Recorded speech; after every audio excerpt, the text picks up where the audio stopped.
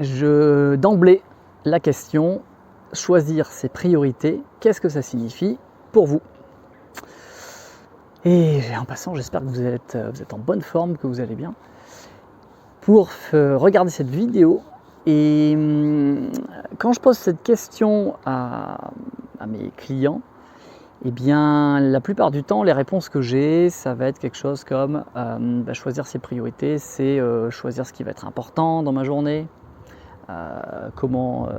c'est traiter les urgences, ça va être créer une hiérarchie, un ordre pour savoir par quoi je vais commencer. Ok, tout ça, c'est très juste. Et si c'est ça qui vous est venu, si c'est ça que vous avez mis en commentaire, eh bien, c'est tout à fait pertinent. Intellectuellement, mentalement, c'est ça.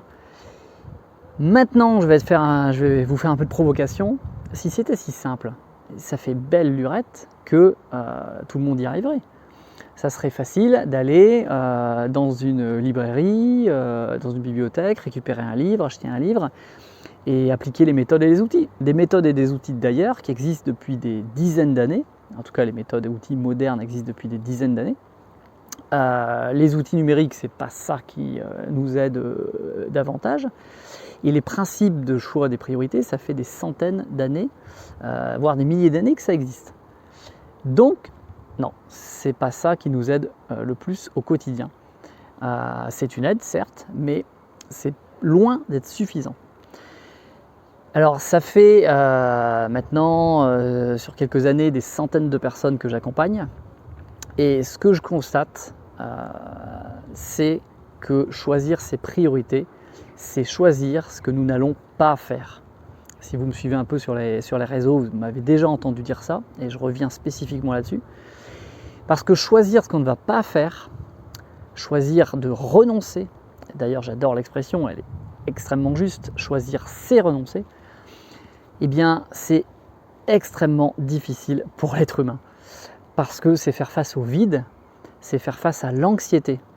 Et cette anxiété, elle vient de où? Elle vient du fait que il y a une peur, il y a des peurs de se tromper, de faire des erreurs, et des peurs aussi d'être jugé par les autres, ou même par soi-même, par des petites voix internes, d'être fautif, d'avoir fait le mauvais choix. Ce fantasme dans énormément de projets au quotidien qui aurait les bons choix et les mauvais choix, quelque chose d'ultra binaire. Or, la plupart du temps, quand vous faites un choix, ça mène à une conséquence, vous faites un autre choix, ça mène à une autre conséquence. Mais vous n'avez pas la télécommande pour rembobiner le film, et c'est l'effet rétroviseur, c'est toujours facile après coup de dire « Ah, j'aurais dû ». Finalement, au fond, le bon et mauvais choix, c'est finalement très rare quand il est question de vie ou de mort, oui, ok, mais dans le quotidien, c'est beaucoup plus rare que ce qu'on pourrait croire. Et derrière cette anxiété, pour creuser plus loin avec vous, ce qu'il y a de très difficile et ce que va choisir l'être humain au quotidien, c'est il va préférer, pour retrouver un peu d'apaisement et de soulagement, il va préférer mettre ses priorités dans les mains de l'extérieur, de l'environnement ou des personnes. Il va se laisser balloter au gré des urgences pour pouvoir dire qu'il n'y a pas le choix, qu'il est victime de ça. Ou carrément, il va vraiment laisser le choix aux autres, laisser le pouvoir de choisir à d'autres personnes. Certes, ça soulage, alors la plupart du temps c'est fait inconsciemment, et certes ça soulage, mais le prix à payer pour ce sentiment de sécurité, le prix que vous paierez, le prix que nous payons pour ce sentiment de sécurité, c'est notre liberté. Notre liberté, c'est le pouvoir de choisir. La liberté, c'est le pouvoir de choisir.